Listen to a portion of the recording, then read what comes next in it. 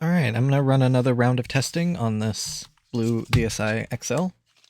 Now, I did a round of testing on it, but the R button was having problems.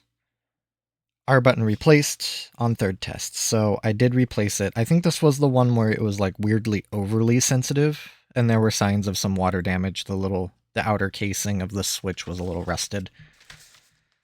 Which, if the outer casing of it is rusted, that usually isn't a problem if it's just a little bit of surface rust, but it looks like probably some liquid got inside and started corroding away, creating false connections.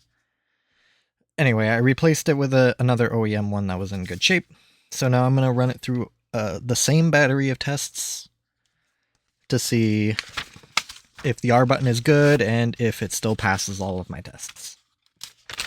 So, my testing, here's the sheet that I fill out for each console that I have. I run a battery of tests, as I've mentioned several times. It'll be this column of tests right here. I didn't check anything off when I was testing yesterday because I wait until the very end, just in case there's a problem I have to address.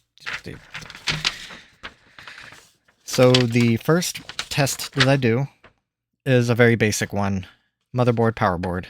Now, this is just, does the console turn on? Does it make it to the menu? And does it open up an application? Simple test, it wouldn't get this far if it couldn't do those three things, but it's something I just want to confirm. And it's just something I like checking off. So next is the tactile buttons. So here's the one where I would test all of the face buttons as well as the shoulder buttons. So for that, I have R4 card loaded up with some diagnosing software.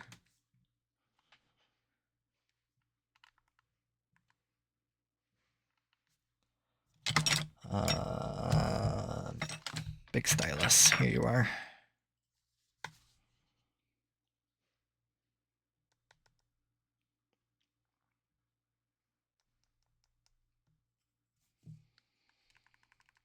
So what I'll do is press all the buttons, I don't know, 10 or so times, just to see if there's any missed inputs. And kind of get a feel for the buttons, if there's anything that feels off about them. I'm usually not too worried about if they feel off unless there's like an issue creating the inputs. I know the D-pad can sometimes have problems registering diagonal inputs if it's just, I guess I shouldn't say on that before I actually reread what the problems were, but just to kind of expound I've seen some issues where the D-pad has sort of a weird feeling to it, like it was stiff and it was hard to create diagonal inputs. This one feels fine though. And then the real problem children are the two shoulder buttons. All the face buttons I usually don't worry about unless the motherboard sustained water damage. The shoulder buttons, however, tend to just kind of wear out.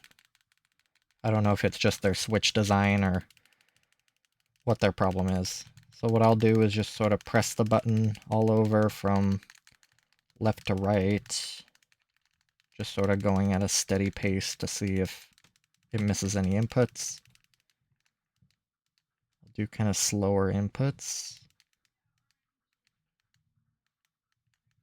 And it looks like this replacement R button is very good. It's not missing any of my inputs.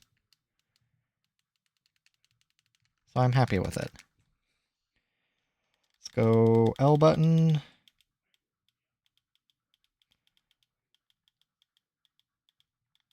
Do kind of the same thing. Now, when I tested this before, there was no problem with the L button. But never hurts to double check. Well, actually, in this case, I'm checking it for the fourth time. Yep, and I detect no problems with it still. Now, I am kind of jumping ahead of my usual protocol where I will check the motherboard just to make sure that all of that matches up my documentation. I was expecting to do the final protocol last time before I discovered that R button issue, so I didn't swap out the motherboards in the last 2 days, but again, it's one of those things. I would rather spend a moment just to quadruple check my work to make sure it's all accurate, and just to make sure that all of my testing protocols are the same every single time. Like, is there really any reason for me to go through the entire testing protocol again? No, not really. All I really needed to do is confirm that the R button still works after a couple days. In this case, I don't think I cleaned it, so the presence of rubbing alcohol shouldn't have, or the presence or absence of rubbing alcohol shouldn't be a factor. It's just whether, if I replaced it, does it work? Sweet. But I just want to be thorough every time, just in case I catch something I didn't, because it wouldn't be the first time I've let something slip by. So let's see what I got on my my digital documentation.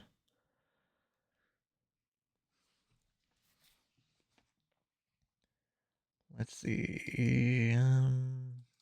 This is blue 500 is a fairly unique one. Okay. Here's the motherboard. No known issues. Oh, okay. So the motherboard silver screw post is stripped, and it has a brand new digitizer. Let me actually note that on the documentation. That is a fairly benign screw.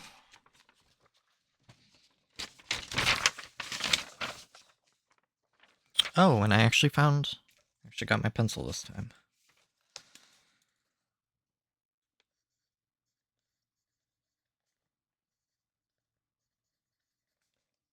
Mobo silver screw post stripped.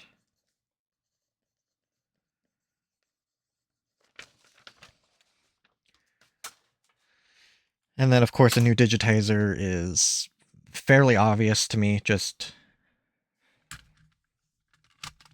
in appearance. So I'm going to double check the motherboard serial number against my digital records. 14X16012 U01R2TT. Okay, that matches. And I already did the tape over the backlight and the touchscreen connector. Nintendo does that out of the factory. So I figure that is important enough for me to do it as well. I'm guessing, if I had to take a bold guess, something in their stress tests revealed that those latches are maybe a little weak to impact, perhaps. And if either of those latches come free, well, without the backlight connector, the console won't turn on. And without the touchscreen, you lose one of the major gimmicks of this console, practically making it unusable in certain cases. Like, there's a lot of functionality you lose without the touchscreen.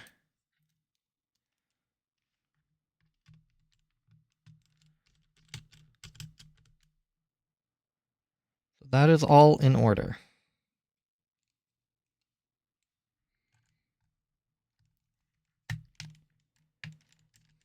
Well, still all in order. A phantom or a ghost didn't swap out the motherboard, so that's a good sign.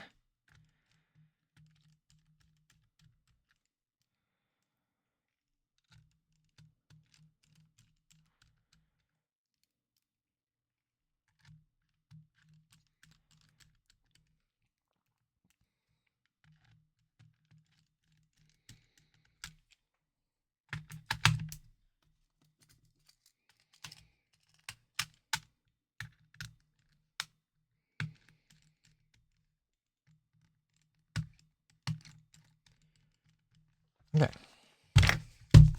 I'll continue where I left off. So tactile buttons passed. So next is touchscreen. Thankfully, I already put on a digitizer, so I won't have to worry about scratching up I put a screen protector on the digitizer, so I won't have to worry about scratching up the digitizer. It's a brand new one, but aftermarket digitizers that I've come across have sort of a weird texture to them where it's just not pleasant to slide a stylus across. So though I really do add touchscreen protectors as sort of a courtesy on aftermarket digitizers, it's mandatory as far as I'm concerned. So running another homebrew application that turns the bottom screen into a blank sketchpad. What I'll do is run a line across the entire border of the console. And what I'm looking for is kind of erratic dead zones. Now this is a brand new digitizer, so it should work fine. And I'll do swirls looking for sort of erratic inputs. What I'm kind of looking for, I'll clear that, is if I were to run a line, let's just say, well, that was just a fumble on my part. I got caught on the screen protector.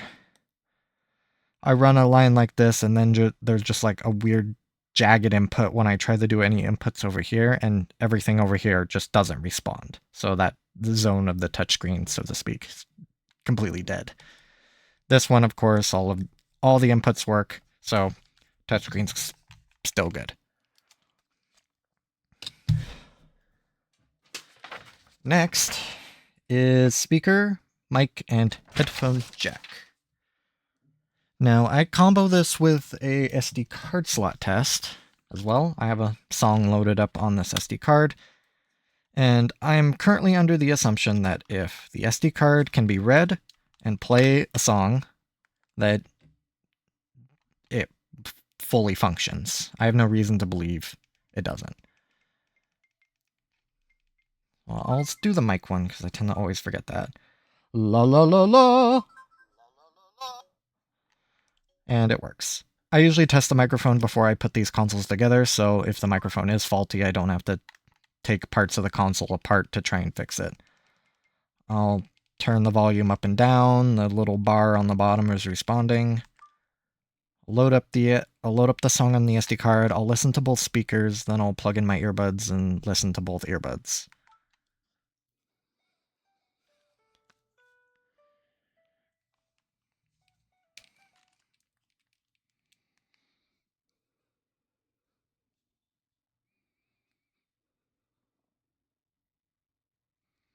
Alright. Both speakers played, both earbuds played. When I plugged in the earbuds, it cut volume from the speakers. So it is behaving normally to what I expect. I'll turn that down. So next is cameras. I don't do anything crazy here. Just do the cameras boot. Is there anything weird about them? They're DSi cameras. They're not going to be the highest quality. But yes, they both boot. They show a clear image to Nintendo DSi standards. So next is charge port. Now I have my little USB tester here, just to basically confirm that is the console pulling power from the wall. Well, yeah, I guess in this case it would be the wall. So I'll plug the charger in normally and just see how the console responds. If I can find it, I'm kind of doing it blindly. There we go. Solid orange light. The software indicator is going off, and it is pulling 0.5 amps. So then what I'll do, close the console, and I'll just wiggle the charge cable around like this, kind of in circles, and see if that light goes out at all. Like if it flickers out or flickers on. What I'm looking for is if the charge port is damaged beyond sort of a visual inspection, or if the solder joints on the motherboard for the charge port are damaged. My best guess is I can easily see this charging on a end table and it being pushed off, hitting the ground charger first, snapping. Not so much snapping, but damaging the solder joints or even breaking them. In this case, it's good. I can't get that light to turn off even if I tried. So that is good. Charge port, and then next is game card slot. Now this is easily the one I test the most. thoroughly, because I feel like this is the most debilitating one. So I have here a stack of 17 game cards. And what I will be doing is sort of a kind of a mix of different tests. So first, I'll just insert the game normally. So click, let go, it reads. And then what I'll do is put my fingers on it and shift it side to side. There's just a tiny bit of play in the game card slot to see if it disconnects. It doesn't. So then what I'll do is start increasing pressure on it, so pushing it down while shifting it from side to side until I hit the ejection point, which I just hit. So now it's sort of a point of no return where the game card will eject. So pretty much if the game card reads all the way up until that point and never blips out, that clears this portion of the test, which means if you were to accidentally touch the game card, it won't randomly disconnect. For fun, I just kind of keep pushing until the game card completely bottoms out in the game card slot to see if it disconnects. And then at that point, I let go, game card ejects, of course the card disappears. And then what I'll do next is slap the back of the console on my open palm. See if the game card disappears, which in this game's case, it didn't. All of this is to kind of test if like you accidentally touch the game card and you're playing a game, it's not going to freeze or shut your console off because the game card disconnected. Or like in the case of me hitting it, if you threw this in your back, if you were playing it, you put it in sleep, you threw it in your backpack and it sort of rattles around against stuff, it's not just going to randomly shut off because the game card disconnects. This is the era of manual saved games, and though you probably should save before you put it in the sleep, just I could definitely see myself accidentally losing progress if the game or if the console shut off randomly while I was playing, just because I maybe accidentally bumped it. And a lot of the times that's just due to the game card slot being a little dirty, maybe just a little bit of surface, maybe corrosion. I'm not going to make any claims as to why, but usually after a round of cleaning, that usually fixes the problem. Sometimes the game card pins get bent down. The game card pins are like they're little knuckles basically, and then they get pushed down by the game card sliding over them. So over the years, just after many game cards inserted, sometimes they just need to be bent up a little. So I'll just repeat that test on all 17 of my game cards. These game cards are all kind of shovelware games that have shipped with my broken consoles, or with my sort of junk consoles that I've gotten over the years. All of them are in fairly good shape, some better than others, so I hope they represent an average. I figure if they can read all of these games without problems, then they can read any game, barring very extreme circumstances, but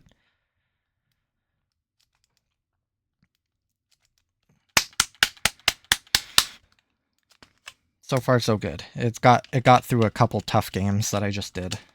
Some of those games are sort of notorious for being a little hard on my testing systems. Or to say that they sort of test the extreme ends, where if a game console can read those cards just fine, then they should read any card, basically. And even though I could probably shorten the test to just those game cards, I just feel it best to just do them all. It really doesn't cost me too much time.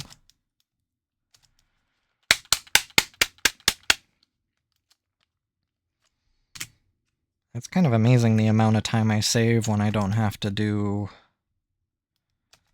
put on a screen protector.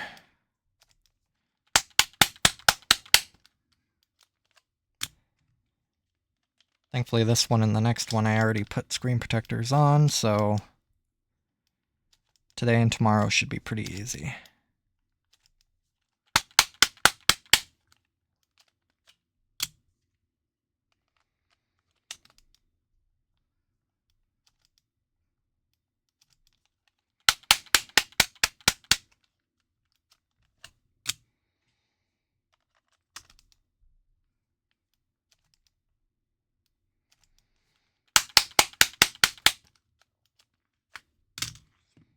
I didn't really construct my tower to be very robust.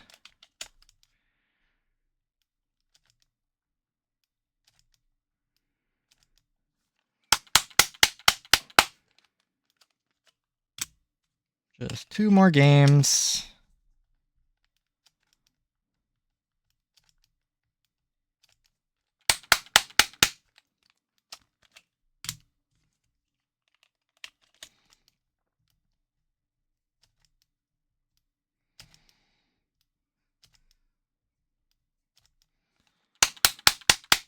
Alright, it's read all 17 of my games without any problems whatsoever. Even me, like, trying fairly hard to get it to disconnect. I couldn't get those game cards to disconnect without...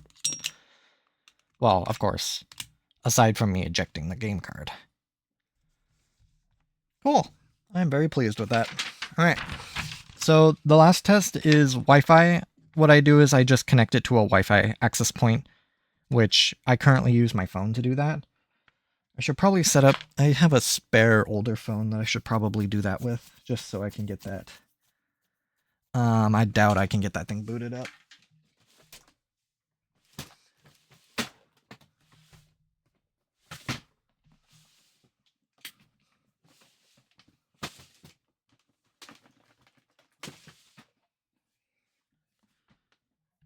This is just a bit of an aside. I think this thing is probably flat dead.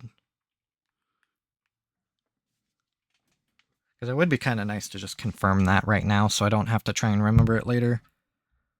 Because I usually do that test after I unmount my camera, which is usually after me doing all of my cosmetic testing. And I would just like to get that Wi-Fi test out of the way, just in case there is a problem. And I don't spend all that time prettying it up only to find that I have to strip it down to address a Wi-Fi problem, which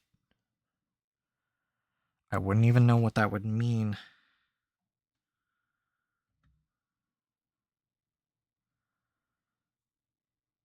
Let's see.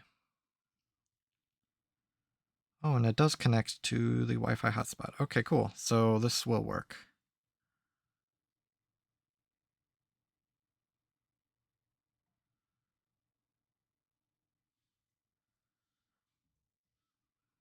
Oh, maybe not. I need a SIM card in this thing to do Wi-Fi hotspots.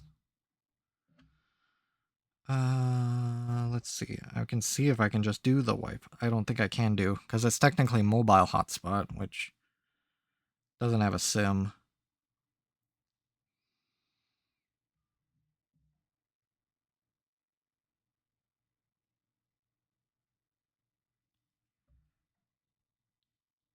Um,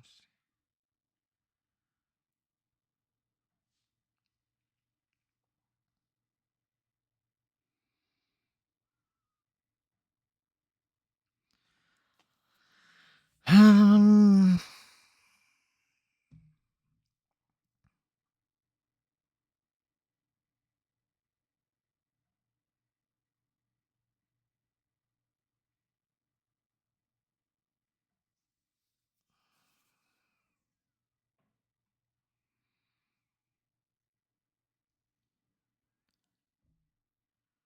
don't remember where that setting is.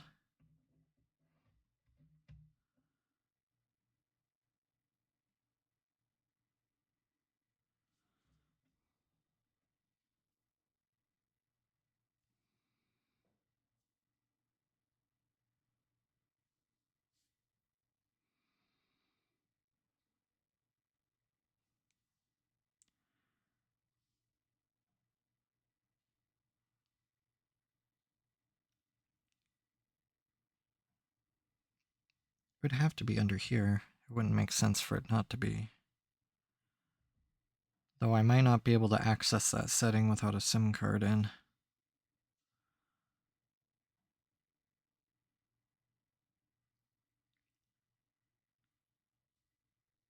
I'm wondering if I have to put on a... I know they have open source, like, OSs for older Samsung phones. And if I want to try and do a Wi-Fi hotspot, I might have to go that route. Alright, that is a problem for later. I'm gonna have to wipe this phone anyway.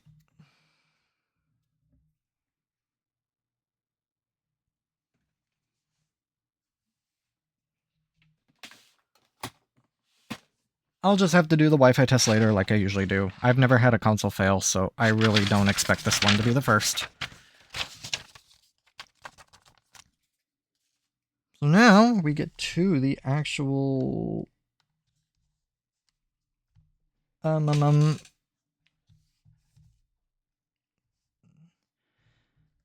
am I trying to say? Oh, right, okay. So I'm gonna get the screw covers on, and then I'll give this thing a wipe down and do the physical assessment on it.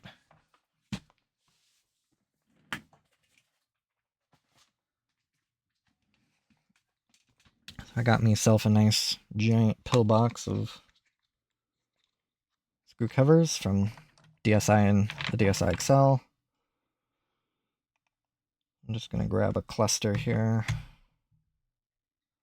Try and only pick out 4. I just need one more top screen cover.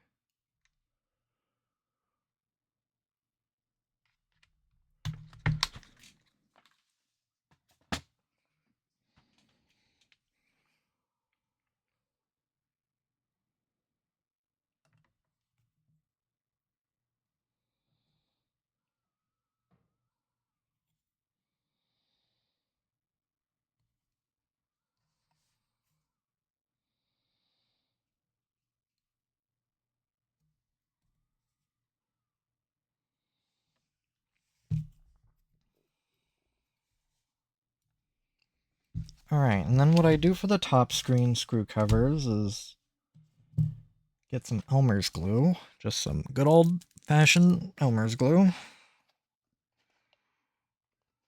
and create some negative pressure in the bottle so it doesn't spurt out on me when I open it.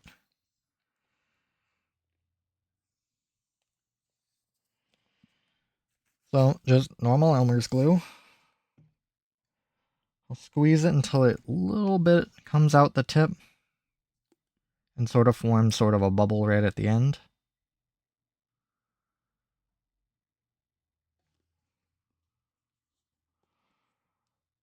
Oh, there we go. Sort of retract that a little, just a little bit on the tip, and then I'll just touch the top of these screws with it and try to deposit as little glue as I can. Enough so to hold in the screw protector, but not enough so that it oozes out the side when I put the screw protector on.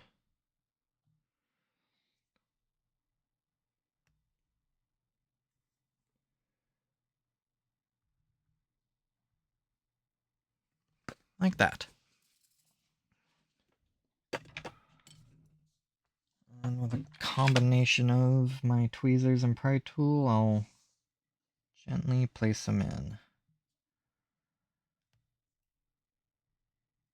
Not upside down. They do kind of have a directionality to them. The side that had the adhesive on it will either still have the adhesive on it, or there will be like traces that it's had adhesive on it.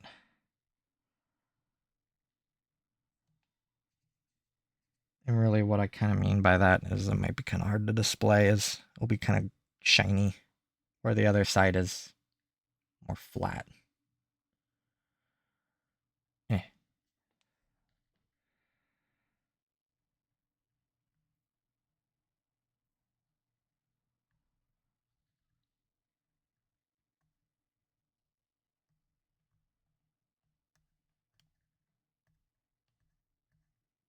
This one kind of has some hard stuff on it. I wonder if it's like old glue or just gunk or something. Should be wiped off pretty easily. Oh, that's not something I wanted to drop. A little easier to spot than a silver screw, though.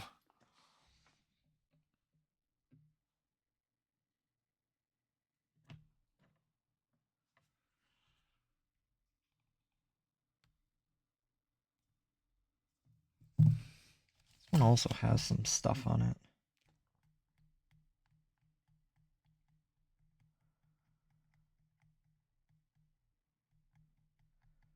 Looks like it's wiping off. I'll have to get it. I can get at it with a Q-tip. Let me just put the other one on.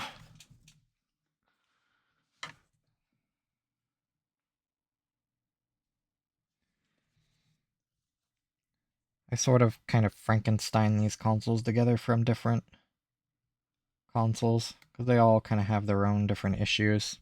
So just sort of removing all those problem pieces and assembling one that works. I need more rubbing alcohol. Looks like I need to grab another bottle.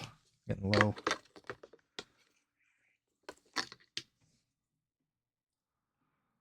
I might have another bottle kicking around. I don't remember.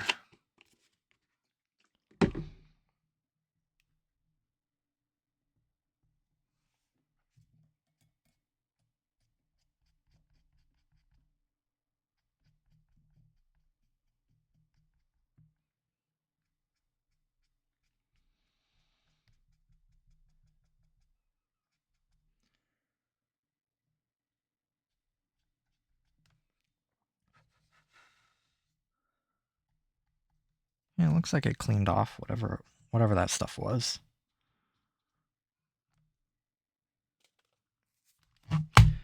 Now the top screen protectors, or the top screw covers, I don't put much glue on them for kind of the reasons I was saying. Too much glue and it oozes out the side.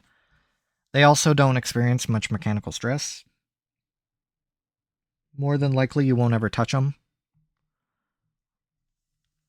The bottom screw covers, however, do experience mechanical stress, as if you were to place the console on the table, for instance,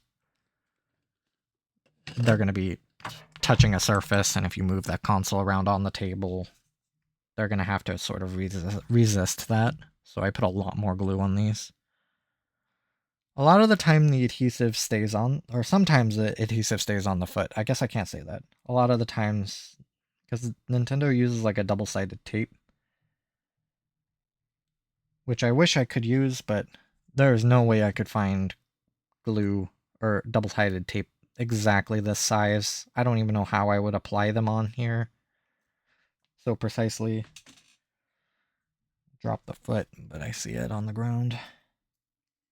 So Elmer's glue is just sort of like my best option.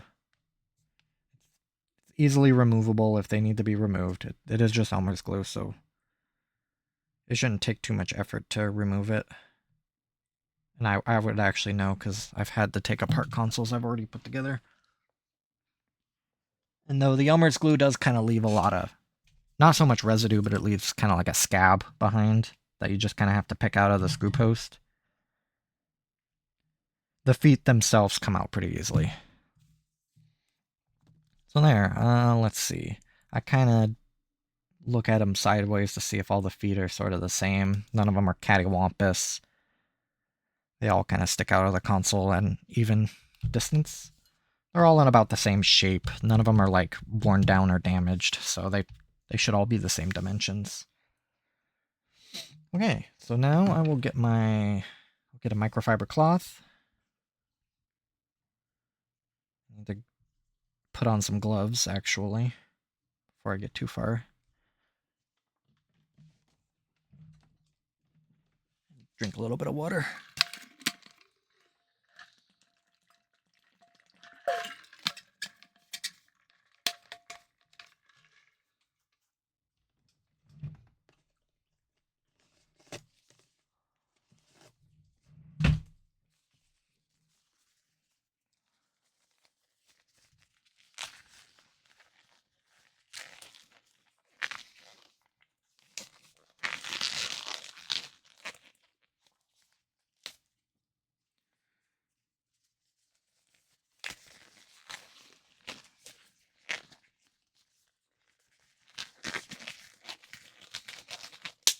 Oh. That won't matter so much. I'll grab my little tiny container of distilled water.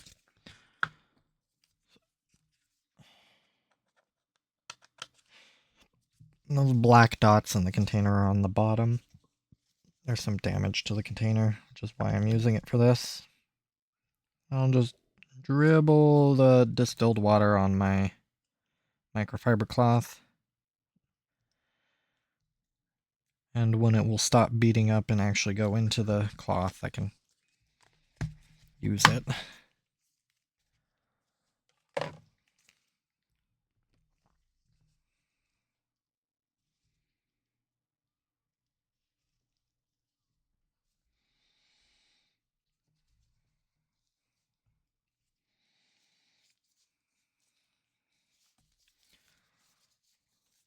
Just get it nice and sort of moist.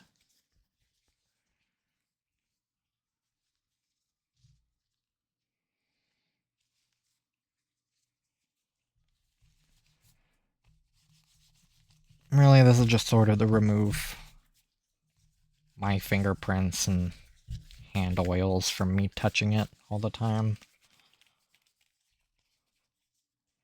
And try to give it the best shot I can during my sort of condition assessment.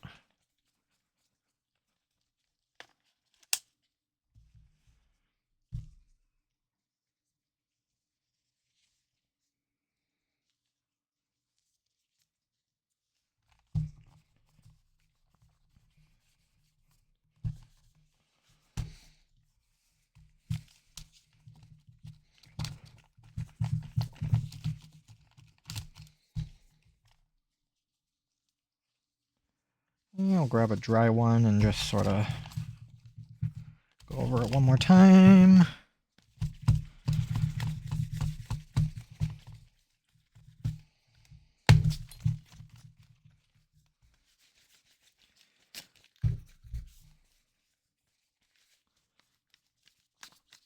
All right.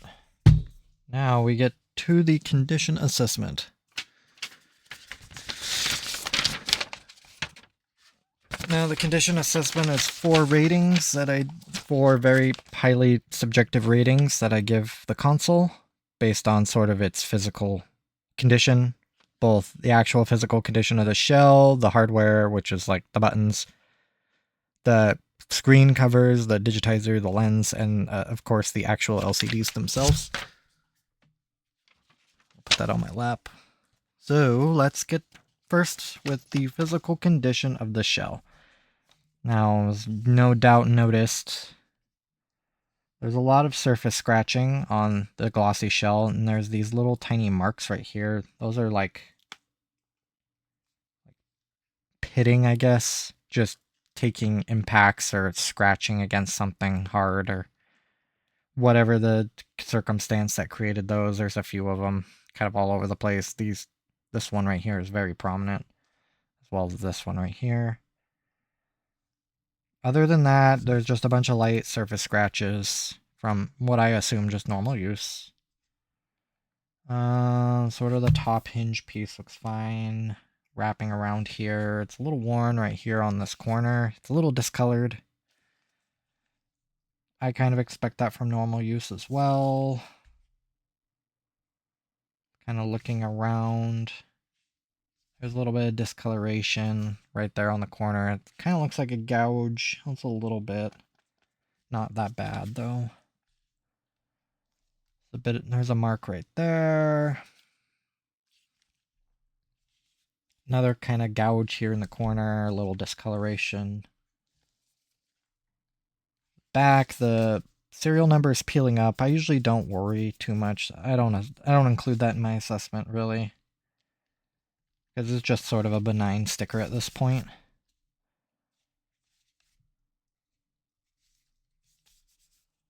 The back's in really good shape. I don't even see any scratches at all. Like, I think I make out one scratch right here. You can kind of see it in the light. I'm not even going to worry about that if I have to try that hard to see it. Okay, and the face shell pieces.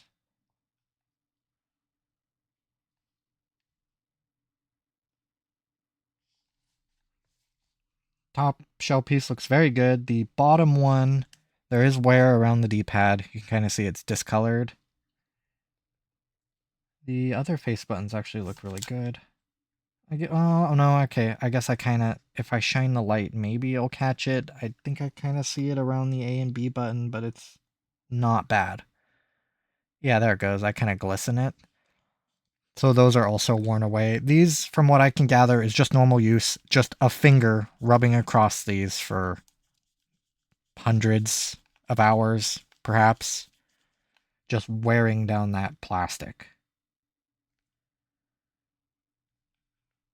It doesn't hurt it at all. It's just all cosmetic. It's just wearing down whatever that texture is that Nintendo has. I would say that's very good. Because the glossy shell, it's not in perfect shape, but it's not horrible. I've seen much worse. And everything else is in very good shape. That back shell piece is in very good shape. So scratching on glossy, on glossy with some marks around the corners.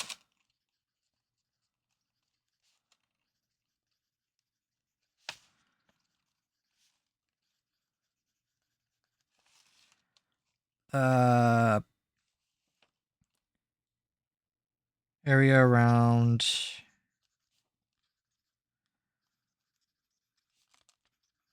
D-pad and A and B.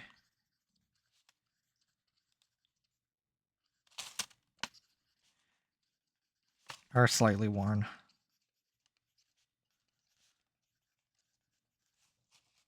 Physical condition of the hardware. So that is all of the buttons, the screw protectors, and I think these are all in very good shape. Usually there'll be some scratching on the D-pad. A little hard to make out, maybe. There's a scratch there. I actually don't know. I'm trying to see if I can get my light to refract off of it. I'm almost not. I almost wouldn't even say there is. There's still kind of a bit of a mark on this screw cover. Not so much like damage, it's just something is on it. Just gunk of some type.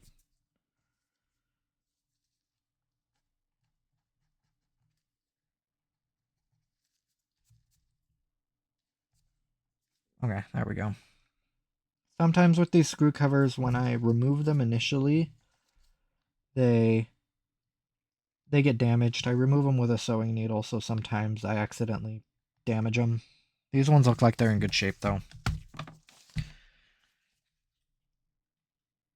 There's a bit of a mark on the R button right there, but that might even come off.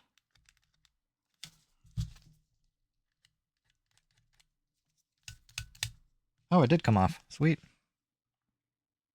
L button looks good. Volume buttons look good. Sweet. All those buttons are fantastic, so I will give that an excellent. They are flawless. I might be, if I really look closely, I might be able to make out some slight scratching on the D-pad, but I'm really having to look at it kind of closely. I'll just sort of mention that. Some light scratching on D-pad.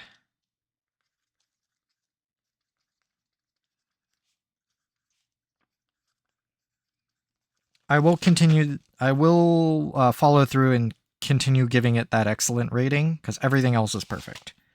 If it has something so minor as scratching that I couldn't even feel with my finger, I'm wearing gloves, so I guess I can't really assess that right now, but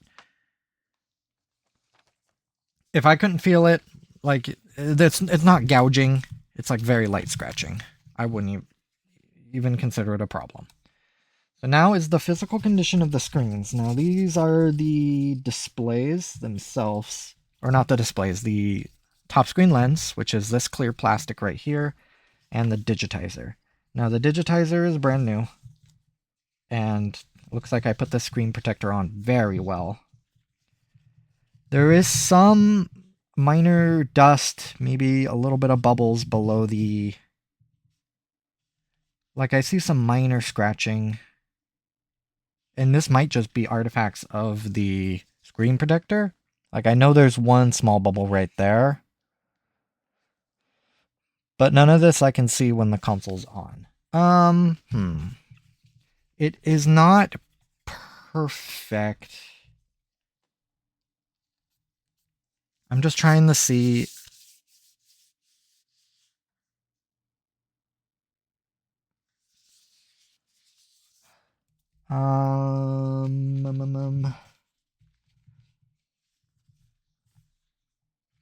I'm not going to say for certain that these scratches are because of the screen protector. So I am going to knock points off, so I will give it a very good. Very good. Some light scratching.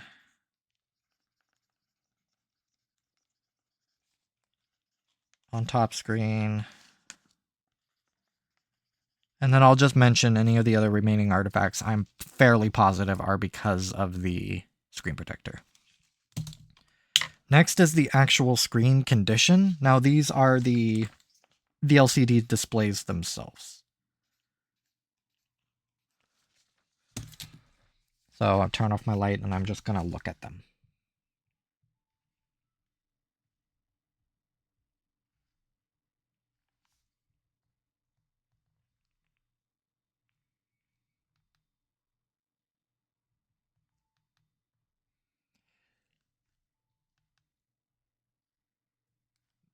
These are very well matched.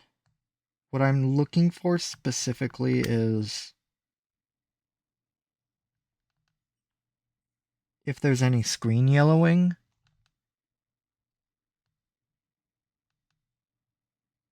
And I really hate giving false positives because I am just looking at them, oh, well, with my eyes. I really can't objectively test for this.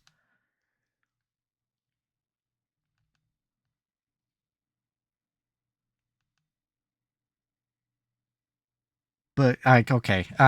Like, I was maybe thinking I might see a little bit on the top corners, but the more I'm looking at it, it is so minor, I don't even think it's worth mentioning.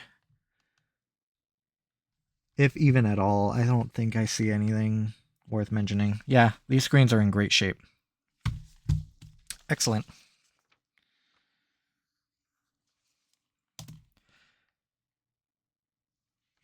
And okay, let's see what the final score is.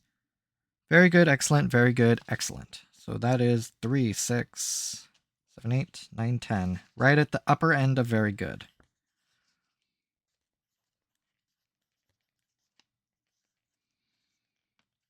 Do I agree with that assessment? I think because of the glossy shell being kind of as damaged as it is, as much as I'd like to give it an excellent, I do kind of scale the price based on the condition assessment. I think the highest end of very good is worth it. Yeah, it makes sense to me, so I kind of agree with it. So, thinking. I'll now do the short video I do for the final score. Just basically repeating what I just said, just in a more condensed format. So that's a little easier to digest without me trying to edit that part out and making it concise.